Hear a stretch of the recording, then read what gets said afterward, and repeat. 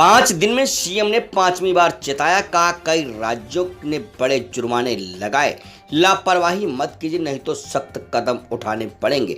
जयपुर प्रदेश में कोरोना की नई लहर आने के बावजूद लोगों की लापरवाही बढ़ रही। नतीजा ये हो रहा है कि 5 दिन में राज्य में 184% की दर से कोरोना केस बढ़े हैं। 5 दिनों में सीएम ने लगातार 5वीं बार कोविड नियमों का पालन करने की सख्त चेतावनी दी है। संकेत साफ है कि अगर नहीं सुधरे तो और सख्त कदम उठाने पड़ेंगे। 8 शहरों में नाइट कर्फ्यू से सरकार ने सख्त कदम की शुरुआत कर दी है।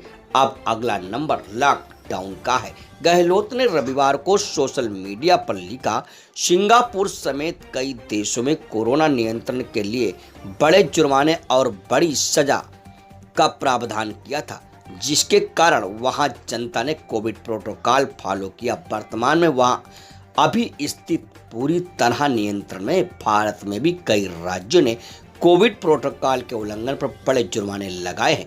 प्रदेश सरकार ने अभी इस तरह के कदम नहीं उठाए, लेकिन कोविड प्रोटोकॉल नहीं सही ढंग से फॉलो होने पर कारण प्रदेश में कोरोना के मामले तेजी से बढ़ रहे हैं। मेरी अपील है कि आमजन बिल्कुल भी लापरवाही ना बरतें, सभी कोविड प्रोटोकॉल का सही तरह पालन करें, अन्यथा सरकार को सख्त कदम उठाने पड़ेंगे।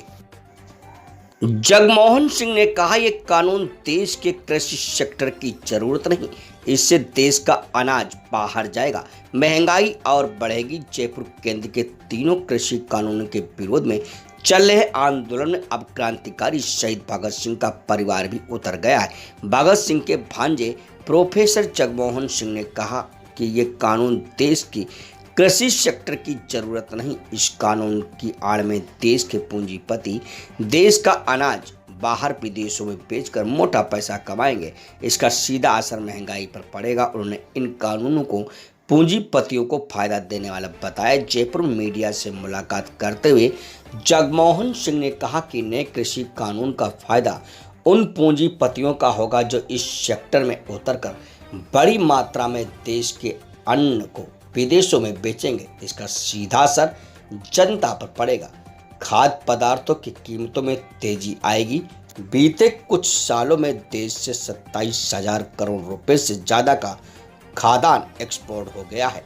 यही कारण है कि आज आलू प्याज जैसी चीजों की कीमतें भी आसमान छूने लगी हैं। बीजेपी से दीप्ति माहेश्वरी, डॉक्टर रतनलाल जाट और संतोष मेघवाल के नाम सबसे ऊपर। कांग्रेस सुजानगढ़ में मनोज मेघवाल को देगी टिकट। जयपुर राजस्थान की 3 विधानसभा उपचुनाव वाली सीटों पर मंगलवार से नामांकन शुरू हो जाएंगे। राजसमंद, सोहाड़ा और सुजानगढ़ सीटों पर कांग्रेस और भाजपा ने उम्मीदवार चुनने की कवायद शुरू कर दी है। भाजपा ने तीनों सीटों पर दावेदारों के पैनल तय कर लिए हैं, यानी उस सीट से 4 प्रमुख नाम तय कर लिए गए हैं। नाम इस पैनल के मुताबिक राजसमंद से पहला नाम दीप्ति माहेश्वरी का है। पैनल में सहाड़ा से डॉक्टर रतनलाल जाट और सुजानगढ़ से संतोष मेघवाल का नाम भी पहले क्रम पर है। हालांकि फाइनल निर्णय के नाम पर ऊपर नीचे हो सकते हैं। इधर कांग्रेस सुजानगढ़ में मनोज मेघवाल को टिकट देगी, ये फाइनल हो चुका है। कोर कमेटी की चर्चा। भाजपा में इन नामों की चुनाव समिति को भेजा जाएगा। भाजपा प्रदेश प्रभारी अरुण सिंह पिछले 3 दिन से अलग अलग बैठकें कर रहे हैं। वहीं कांग्रेस में सोमवार से दावेदारों के नाम पर चर्चा शुरू होगी। कांग्रेस प्रदेश प्रभारी अजय माकन उम्मीदवार चयन पर पहली बैठक करेंगे।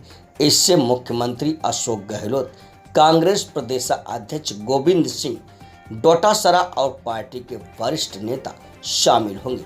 माकन उम्मीदवारों के पैनल पर चर्चा के बाद हाईकमान के पास नाम भेजेंगे। इसके बाद कांग्रेस की केंद्रीय चुनाव समिति में चर्चा के बाद मुझे उम्मीदवारों की घोषणा की जाएगी।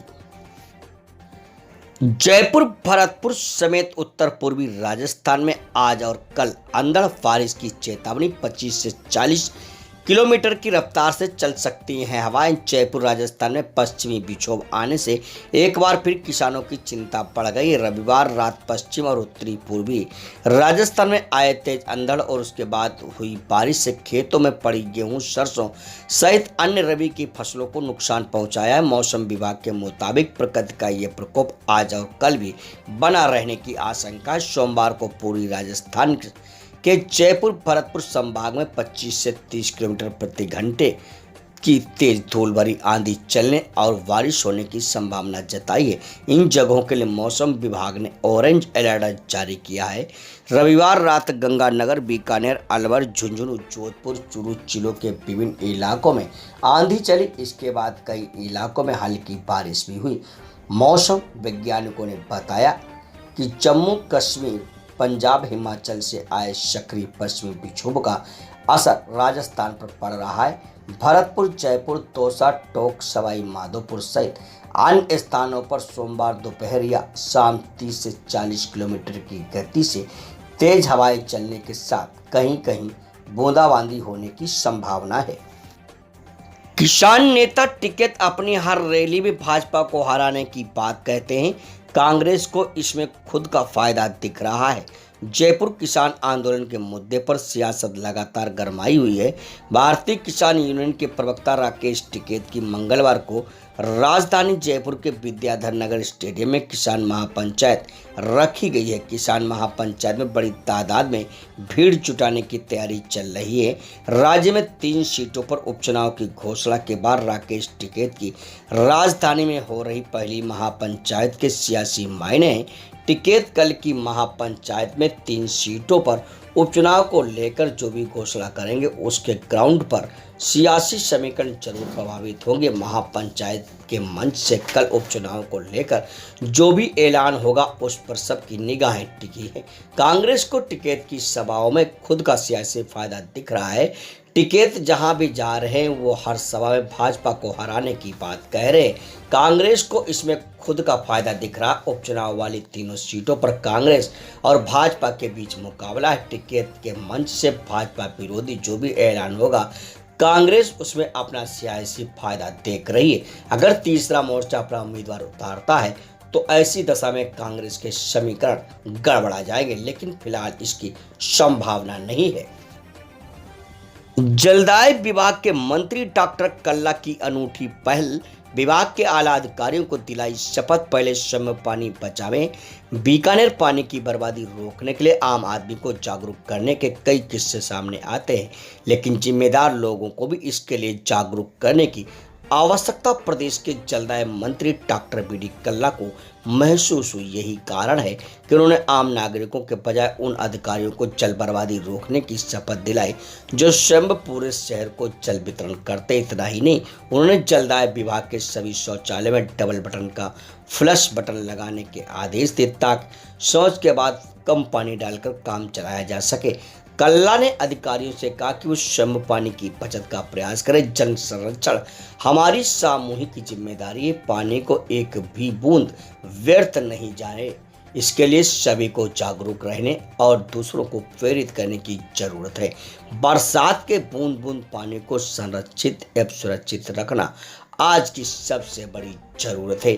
प्रत्येक व्यक्ति इसे समझे। जन स्वास्थ्य अभियांत्रिकी विभाग के अभियंताओं सहित सभी कर्मचारी जल संरक्षण को बढ़ावा देने का काम करें। पीएचईडी के सभी कार्यालयों के शौचालय में डबल बटन के फ्लश हो जिससे पानी की बचत की जा सके।